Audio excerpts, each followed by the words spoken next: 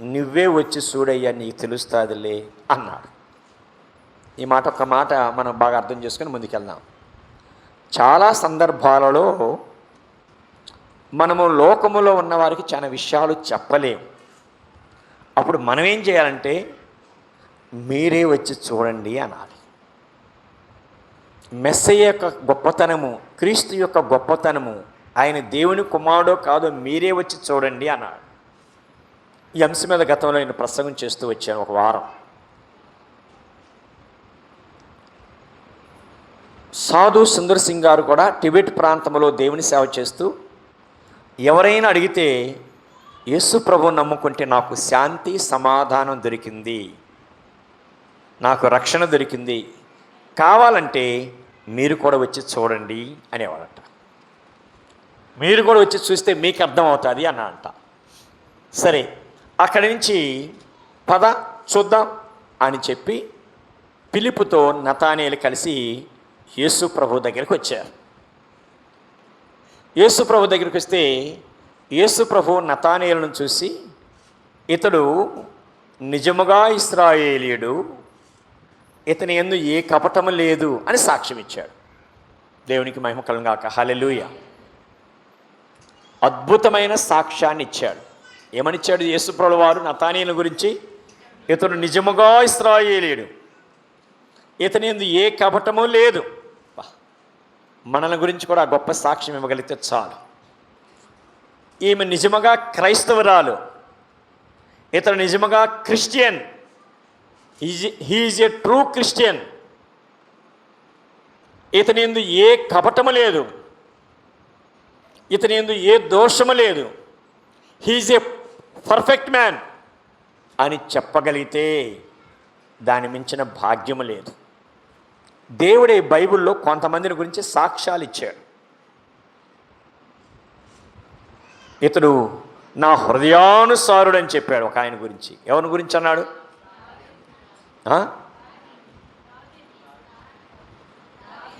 నా హృదయానుసారుడు అన్నాడు. దావీదు దేవుని హృదయానుసారుడుగా జీవించాడు.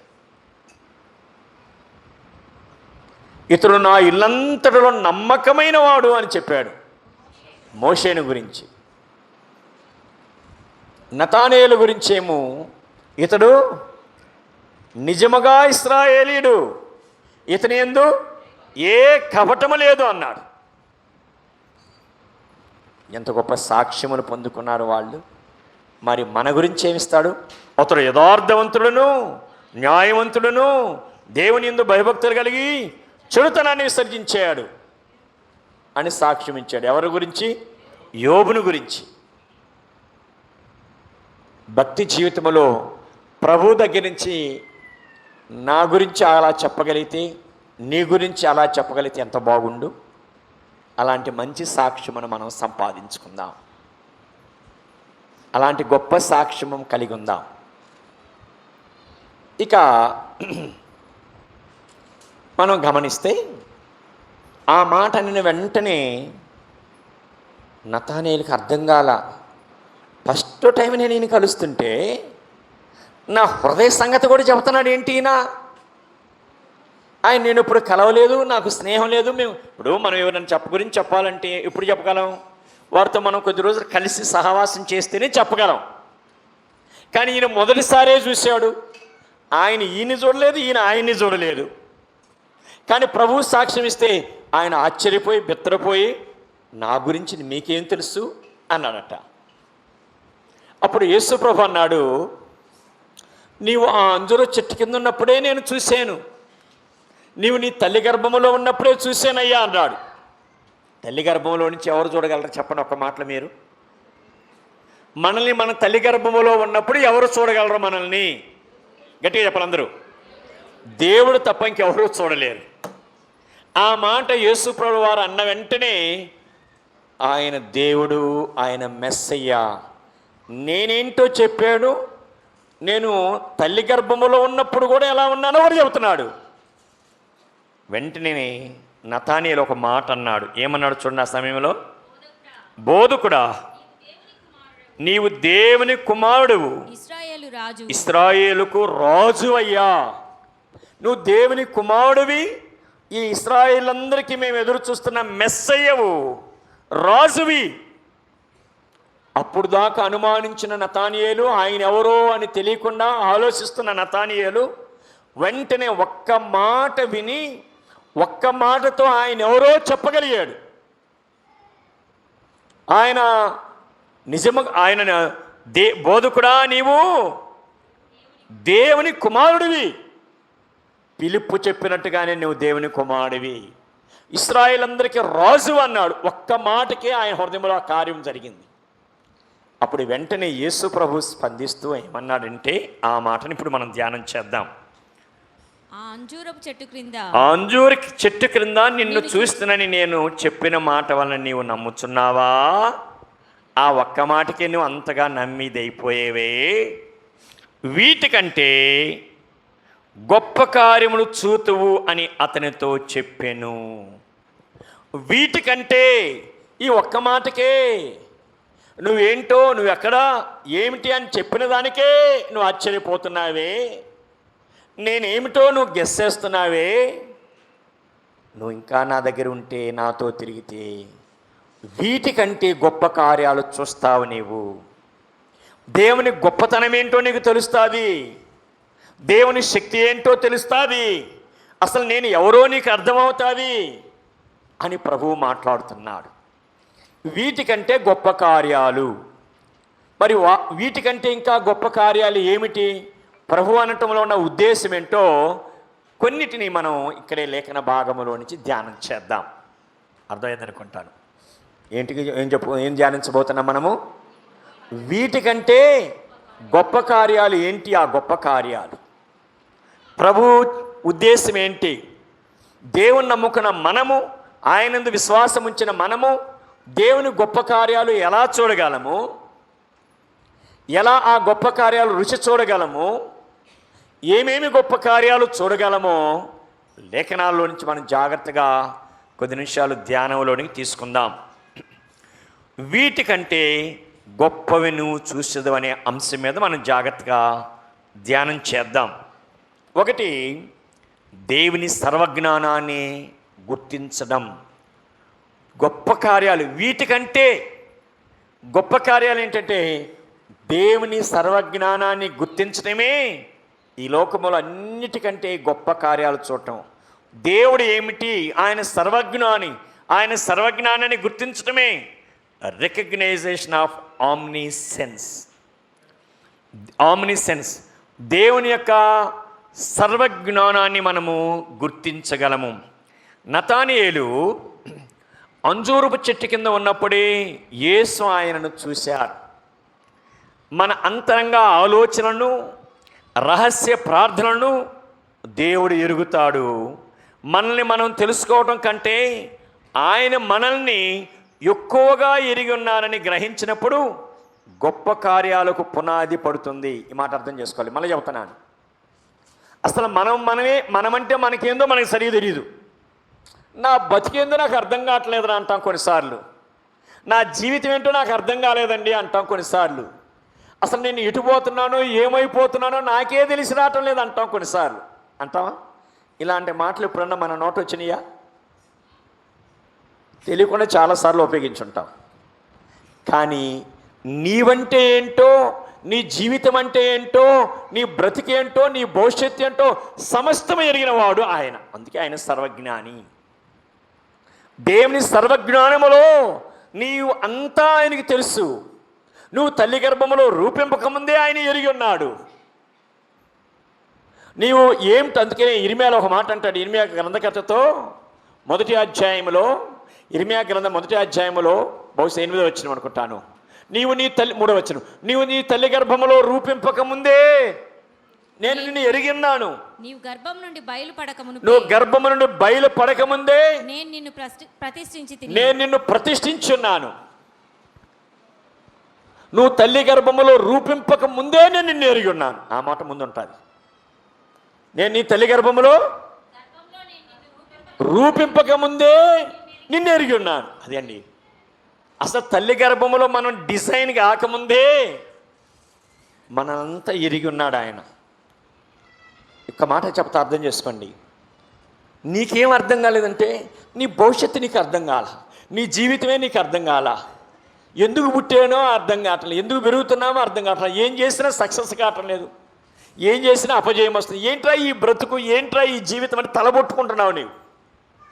అంతే మన బ్రతుకు, మన పరిస్థితి అంతే. ఎప్పుడు మన జీవితానికి సమాధానము జవాబు అంటే మనల్ని సృష్టించిన సృష్టికర్త దగ్గరికి వెళ్ళినప్పుడే అసలైన సమాధానం దొరుకుతుంది. మనం సృష్టించిన సృష్టికర్త దగ్గరికి వస్తే మన స్థితి ఏంటో, మన పరిస్థితి ఏంటో అర్థమవుతుంది. ఎందుకంటే ఆయనకు తెలుసు మనం అంతా, మనల్ని ఆయనే డిజైన్ చేస్తున్నాడు, మన లైఫ్ అంతా ఆయన చేతిలో ఉన్నది. ఆయన దగ్గరికి వెళ్తే మన జీవితం యొక్క పరమార్థం ఏంటో మనకు అర్థమవుతుంది. ఆయనకి దూరంగా జీవించి వ్యాపారం చేసో, ఉద్యోగం చేసో, ఏదేదో చేసి గొప్పవారం అవ్వాలి, లాభాలు సంపాదించాలి, ఏదో చేయాలనుకుంటున్నాం, ఫెయిల్ అయ్యి సతికిలబడిపోతున్నాం. నీ జీవితాన్ని ఆయన చేతిలో పెడితే ఆ సర్వజ్ఞాని అయిన దేవుడు నీ జీవితానికి ఒక అర్థాన్ని చూపిస్తాడు. నువ్వు ఎందుకు పుట్టావో, ఎందుకు బ్రతుకుతున్నావో, దేవుని ఉద్దేశం ఏంటో, దేవుని గొప్పతనం ఏంటో అప్పుడు నీకు బాగా స్పష్టంగా అర్థమవుతాడు. దావీదు దేవుని యొక్క సర్వజ్ఞానాన్ని గురించి మాట్లాడుతూ ఒక మాట అంటాడు. 139వ కీర్తనలో మొదటి 3 వచనాల్లో ఒక మాట అంటాడు. చూడండి, కీర్తనలు 139 మొదటి 3 శరణాలు. యెహోవా నీవు నన్ను పరిశోధించి తెలుసుకొని ఉన్నావు. నన్ను గురించి నాకేం తెలియటం లేదు, కానీ దేవుడికి ఏం తెలుసు? నీవు నన్ను పరిశోధించి తెలుసుకుని ఉన్నావు. నేను కూర్చునుట నేను లేచుట నీకు తెలియను. నాకు తలంపు పుట్టక మునిపే నీవు నా మనసు గ్రహించి ఉన్నావు. నా నడకను నా పడకను నీవు పరిశీలనగా చేసి ఉన్నావు. నా చర్యలన్నిటినీ నీవు బాగుగా ఎరిగి ఉన్నావు. అదే ఆయన సర్వజ్ఞాని. ఆ సర్వజ్ఞాని అయిన దేవుడు మనకు అర్థమైతే, దేవుని సర్వజ్ఞానాన్ని మనం గుర్తించగలిగితే, రికగ్నైజేషన్ ఆఫ్ ఓమ్నిసెన్స్, ఆయన యొక్క సర్వజ్ఞానాన్ని మనం గుర్తించగలిగితే ఈ లోకంలో అన్నిటికన్నా గొప్ప కార్యాలను మనం చూసిన వారం అవుతాం. వీటికంటే నువ్వు గొప్ప కార్యాలు చూస్తావు. ఎప్పుడు చూడగలము? ఆయన సర్వజ్ఞానం మనకు అర్థమవ్వాలి. చాలామందికి అర్థం కావటం లేదు. ఆయన శ్రేష్టత ఏంటో, ఆయన గొప్పతనం ఏంటో, ఆయన ఏంటో మనకు అర్థమైతే దేవుని శ్రేష్టత ఏంటో మనకు అర్థమవుతుంది. ఆయన మన సమస్తము ఎరిగినవాడు. మనం కూర్చోవటం, లెగవటం, నడగటం సమస్తము ఆయన ఎరిగి ఉన్నవాడు. అందుకే అంటున్నాడు, ఫిలిప్ 48 వచనం అన్నాడు, 1:48 యోహాను సువార్త, ఫిలిప్పు నిన్ను పిలవక ముందే నేను నిన్ను ఎరిగి ఉన్నాను. ఫిలిప్పు నిన్ను పిలవక ముందే నువ్వు అంజూరపు చెట్టు కింద ఉన్నప్పుడే నిన్ను చూసి ఉన్నాను అంటున్నాడు. అదండి, దేవుడు మనల్ని ఎప్పుడు చూశాడు? మన స్నేహితులు ఎవరో మనం పిలవక ముందే, నువ్వు దేవుని మందిరానికి రాకముందే నేను ఎరిగి ఉన్నాడు. నీ స్థితి ఏంటో ఆయనకి తెలుసు. దేవుని బిడ్డలారా, మనల గురించి సమస్తము తెలిసిన దేవుని దగ్గరికి వెళ్తే మనకు పరిష్కారం ఉంటుంది. కానీ మనమంటే ఏమిటో తెలియని వారి దగ్గరికి వెళ్ళి సహాయం కోరుకుంటే ఏం చేస్తారు? వారు మనమంటే ఏంటో వారికి తెలియదు, వారి గురించే వారికి తెలియదు, మన గురించి తెలియదు.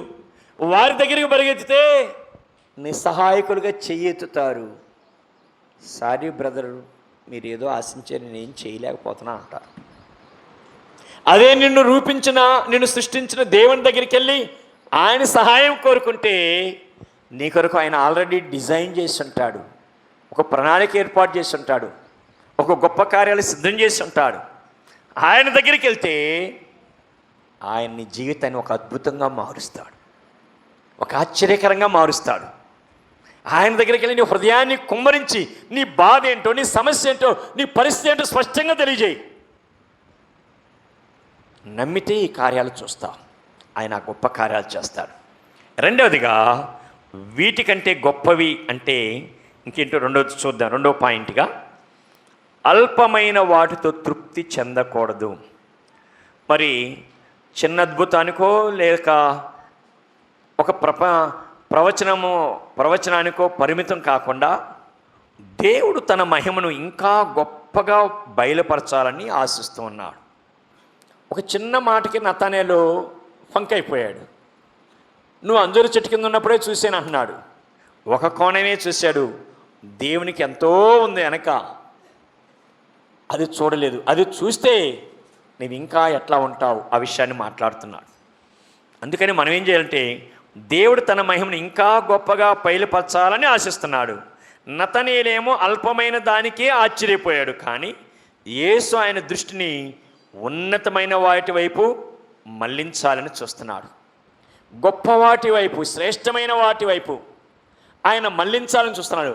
నతనేలు ఒక్కదానికే ఆశ్చర్యపోయి అంతటితోనే అయిపోయాడు, కానీ దేవుని వెనక ఎంతో మహత్తరమైన శక్తి ఉన్నది. ఈయన మహాకాశమును సృష్టించినవాడు, నిన్ను నిర్మించినవాడు. నోటి మాటతో ఈ సమస్త సృష్టి కలుగునుగాక అంటే అయిపోయినాయి. ఆ గొప్ప దేవుడు నీకున్న సమస్య నుంచి విడిపించలేడా? నీ సమస్యకి ఆయన దగ్గర పరిష్కారం లేదా? అంత గొప్ప దేవుడిని నువ్వు కలిగి ఉండి ఎందుకు ఎక్కడికెక్కడికో పరిగెత్తుతున్నావు? ఇప్పుడైనా నువ్వు హృదయాన్ని కుమ్మరించి దేవుని సన్నిధిలో శ్రద్ధగా మొరపెట్టు, ప్రార్థించి ఎంత గొప్ప కార్యాలు చూస్తావో. అయితే విశ్వాసముతో నువ్వు ప్రభు దగ్గరికి రాగలిగినట్టయితే దేవుని గొప్ప కార్యాలు చూస్తాం. ఆ విషయాన్ని కింద చూస్తాం. సో అల్పమైన వాటితో ఏదో ఒకటి జరిగింది కాబట్టి ప్రార్థనకు వచ్చావు, జస్ట్ చిన్న మేలు జరిగింది, అమ్మ దేవుడు గొప్పడమ్మా, నేను అడిగిన వెంటనే ఇచ్చేసాడమ్మా అని అంతటితో తృప్తి చెందగాక, ఆ దేవుని పూర్తిగా నువ్వు అర్థం చేసుకోకుండా ఒక్క విషయమే నువ్వు అడిగి మేలు జరిగిందన్నావు అనుకోండి, రేపు ఒక చిన్న కష్టం రాగానే ఏం మేలు చేశాడు అమ్మ దేవుడు అని వెంటనే మాట్లాడతాను. దేవుడు నువ్వు సంపూర్ణంగా అర్థం చేసుకుంటే ఆటు పోట్లు అన్నిట్లో నువ్వు నిలబడతావు. యోబు భక్తుడు ఉన్నాడు బైబిల్లో, ఆయన గురించి దేవుడు సాక్ష్యం ఇచ్చాడు. అతడు యథార్థవర్తనుడును, న్యాయవంతుడును, దేవుని యందు భయభక్తులు కలిగి చెడుతనమును విసర్జించినవాడు, అతని వంటి వాడు భూమి మీద లేడని చెప్పాడు. ఇప్పుడు ఆయన అంటే యోబు దేవుని సంపూర్ణంగా అర్థం చేసుకున్నాడు. దేవుని పూర్తిగా అవగాహన చేసుకుని చాలా శ్రేష్టమైన భక్తి చేస్తున్నాడు. ఎంత అర్థం చేసుకున్నాడంటే యోబు జీవితంలో ఒకే రోజు కోటీశ్వరుడు కాస్త ఒక్క రోజులో ఆస్తి అంతా వెళ్ళిపోయింది. ఎంతో భక్తి చేసిన యోబు జీవితంలో ఒక్క రోజులో తన యావదాస్తి సమస్తం వెళ్ళిపోయింది. ఒక్క రోజులో 10 మంది సంతానం ఒక్క రోజులో చనిపోయారు. అంత నష్టం కలిగిన యోబు దేవుణ్ణి పూర్తిగా అర్థం చేసుకున్నాడు. కాబట్టి ఒకటే మాట అన్నాడు, యెహోవా ఇచ్చిను, యెహోవా తీసుకొని పోయాను. ఆయనే నాకు ఇచ్చాడు, నాకాడదు నా ముఖం. నేను తల్లి గర్భంలో వచ్చినప్పుడు నేను పట్టుకొచ్చానా? తల్లి గర్భంలో నుంచి వస్తా 10 సేవలు బంగారం గుప్పిట్లో బిడ్డగా పెట్టుకొని వచ్చి ఉన్నారు ఎవరన్నా? నేను నా తల్లి గర్భంలో దిగంబరినిగా వచ్చాను. ఏదో ఆస్తులన్నీ వచ్చినాయి, ఆయన ఇచ్చాడు, ఆయన తీసుకోవాలనుకున్నాడు, తీసుకొని వెళ్ళిపోయాడు. పోనీ నాకెందుకు? 10 మంది కుమారులతో నేను వచ్చాను మమ్మ గర్భం నుంచి వచ్చినప్పుడు.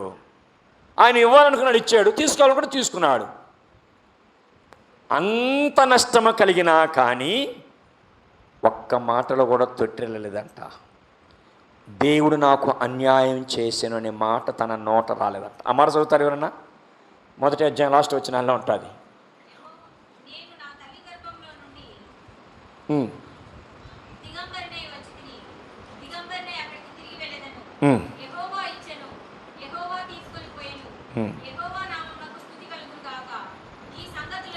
ఈ సంగతులలో ఏ విషయమందును యోబు ఏ పాపమును చేయలేదు. దేవుడు అన్యాయము చేసినని చెప్పలేదు. దేవునికి మహిమ కలుగును గాక. హల్లెలూయా. గట్టిగా చెప్పండి అందరూ. అదండి భక్తి శ్రేష్టత. దేవుడు నాకు అన్యాయం చేశాడనే మాట తన నోట రాలేదట. అంటే యోబు దేవుని ఒక్క కోణంలోనే కాదు, అన్ని కోణాల్లో దేవుని చూశాడు, అర్థం చేసుకున్నాడు. అల్పమైన వాటితో తృప్తి చెందలా. రుచి చూచి ఎరిగితిని అన్నాడు ఒక భక్తుడు. రుచి చూచి ఎరిగితిని యెహోవా ఉత్తముడనియు. రుచి చూచి ఎరిగితిని యెహోవా ఉత్తముడనియు. ఎలా చూసంట? దేవుని రుచి చూసి ఎరిగాడట భక్తుడు. యెహోవా ఉత్తముడని రుచి చూచి తెలుసుకొనడి అన్నాడు కీర్తనాకారుడు. దేవుని రుచి చూసి ఎరిగాడు. యోబు బాగా దేవుని రుచి చూశాడు. అన్ని కోణాల్లో ఎరిగాడు కనుక ఆయనకి అంత నష్టం వచ్చినా అంత కష్టం వచ్చినా దేవుడు నాకు అన్యాయం చేశాడన్న మాట నోట రాలేదట. ఓ విశ్వాసి, ఓ తల్లి, నీ ఆత్మీయ జీవితం ఎలా ఉన్నది? నువ్వు పొరపడి మాట్లాడుతున్నావంటే దేవుని విషయంలో నువ్వు ప్రభుని సంపూర్ణంగా అర్థం చేసుకోలేదు. దేవుని ఒక్క కోణములోనే నువ్వు అర్థం చేసుకున్నావు.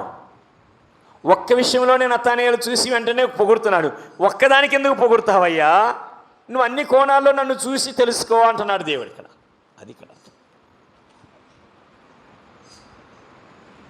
కనుక ఎఫెసులో ఎఫెసు సంఘంతో పౌలు భక్తుడు ఒక మాట అన్నాడు. 3వ అధ్యాయం 20 వచనం చూడండి.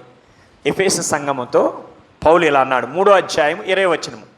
అందరూ బైబిల్ తెరిచి చదవండి. ఆ వచనం చదవండి ఒకసారి. అందరూ బైబిల్ తెరిచి చదవండి బాగా. 3వ అధ్యాయం 20 వచనము. మనలో కార్యసాధకమైన తన శక్తి చొప్పున మనం అడుగు వాటన్నిటికంటేను ఊహించు వాటన్నిటికంటేను అత్యధికముగా చేయగలన శక్తి కలిగిన దేవునికి క్రీస్తు యేసు మూలముగా సంఘములో తరతరములు సదాకాలము మహిమ కలుగును గాక. ఆమేన్. మనం అడిగిన దానికన్నా ఊహించిన దానికన్నా అత్యధికంగా మనకు అనుగ్రహించే గొప్ప దేవుడు ఆయన. ఆయన ప్రేమను, ఆయన గొప్పతనాన్ని, ఆయన శ్రేష్టతను నువ్వు అర్థం చేసుకుంటే ఆయన కార్యాలేంటో నీకు అర్థమవుతాయి. ఆయన ఉన్నతమైన, ఆశ్చర్యమైన, అద్భుతమైన కార్యములేంటో నీకు అర్థమవుతాయి. రుచి చూచి ఎరిగితిని అన్నాడు. కనుక మనం పూర్తిగా ఆయన అర్థం చేసుకోగలిగితే ఎప్పుడిక ఎన్ని పరిస్థితులు వచ్చినా దేవుడు నాకు అన్యాయం చేశాడనే మాట రాదు. ఒక ఆమె ప్రార్థనకు వస్తాను, చాలా కాలం వచ్చింది. ప్రార్థన కాలం, ఏంటమ్మా నువ్వు ప్రార్థన కావటం లేదు, వచ్చేదానివి అన్నా. ఏం దేవుడులే అయ్యా, ఏ దేవుడు నాకేం చేశాడు? ఏంటమ్మా అంత కష్టంగా చెప్తున్నా, ఏమైంది నీకన్నా? నాకు మోకాలు నొప్పులు పోతాయని వచ్చానయ్యా ప్రార్థనకి. చాలా వారాలు వచ్చాను, పరిచర్య కూడా చేశాను, నాకు మోకాలు నొప్పులు తగ్గలేదయ్యా. ఏ దేవుడు కూడా నన్ను కరుణించలేదు, నాకు వద్దులయ్యా దేవుడు అంటుంది. ఆమె ఏం చూసింది? దేవుడు మోకాలు నొప్పులు తగ్గించే దేవుడు అని వచ్చిందన్నమాట. ఇక మిగిలిన దేవుని గొప్పతనము, మంచితనము, ఆయన ప్రేమ, ఆయన త్యాగము, ఆయన సృష్టి, ఆయన సర్వజ్ఞానము ఆమెకి ఏమక్కల. మోకాలు నొప్పులు. అరే మోకాలు నొప్పుల కన్నా నీకు శరీరాన్ని ఇచ్చింది ఆయనే కదా, నీకు రూపమునిచ్చింది ఆయనే కదా. ఇంత శరీరమును, ఆరోగ్యమును, ఆహారమును, ఐశ్వర్యమును సమస్తాన్ని ఇచ్చాడు. ఇంకా నువ్వు పాపం నుంచి విడుదల పొంది పరలోకానికి వెళ్ళడానికి నీకు ఒక రక్షణ కార్యం కూడా సిద్ధపరిచాడు. ఇంక ఇవేమీ కనపడలా. నిజంగా ఒక వ్యక్తిని దేవుడిని అర్థం చేసుకుంటే ఈ మోకాలు నొప్పులు ఉంటే అంతా, ఉండపోతే అంతా. ప్రభువు నాకు దొరికాడు, పరలోకం దొరికింది, చాలు. ఎప్పుడైనా చచ్చిపోయే వాళ్ళమే, ఎప్పుడైనా చచ్చిపోయాను. ప్రభు కొరకు జీవిస్తాను, ఎన్ని కష్టాలైనా ఎన్ని శ్రమలైనా ప్రభు కొరకు జీవిస్తాను, ప్రభు కొరకు నిలబడతాను అనుకుంటాం. ప్రభువుని సంపూర్ణంగా అర్థం చేసుకున్నవారు